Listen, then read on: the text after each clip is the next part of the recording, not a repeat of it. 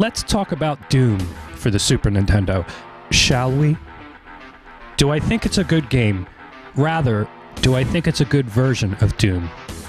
No! God, please, no! No! No! No!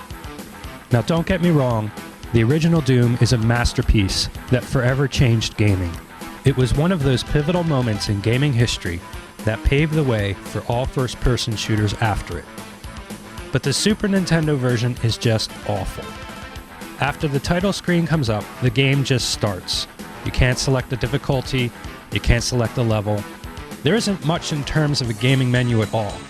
You can restart the game, turn the music or sound effects on or off. There's no difficulty setting, there's no save game, there's nothing. The game runs in a windowed mode, probably because that's the maximum resolution they could get it to run at. You can practically hear the Super Nintendo screaming out for more CPU power. It just doesn't have the horsepower that this game needs. Not only does it run in a windowed mode, but the graphic resolution just isn't that great, and the frame rate is pretty crappy. The enemies are highly pixelated. It's only when you get right up on an enemy that you realize it's not a walking pile of Legos. The only thing this version of the game did for me was make me want to play the original version of Doom on a computer. Overall, the Super Nintendo version was just a disappointing experience. Alright, out of curiosity's sake, let's take a peek at Doom for the Sega 32X.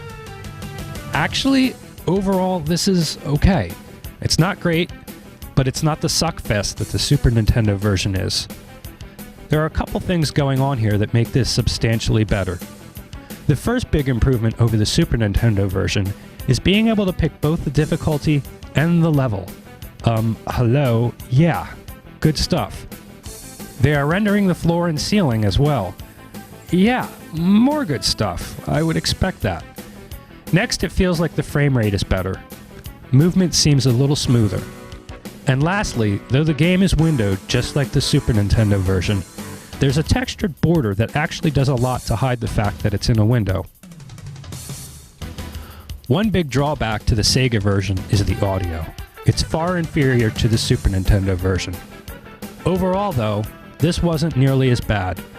A considerable improvement compared to the Super Nintendo version. I want to make a side note here that relates to a previous video I did about the popularity of classic video games. In making this video, I wanted to capture some game footage from the original version of Doom. So I hopped on Steam and bought it for $4.99. And when I ran it, I got these lovely glitched graphics.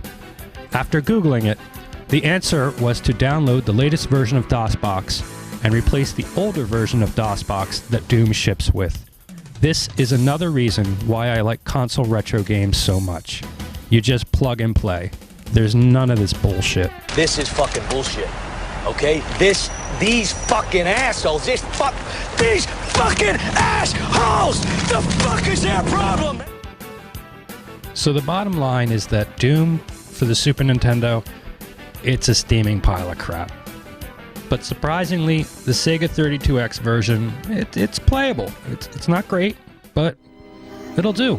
That'll do, pig. That'll do.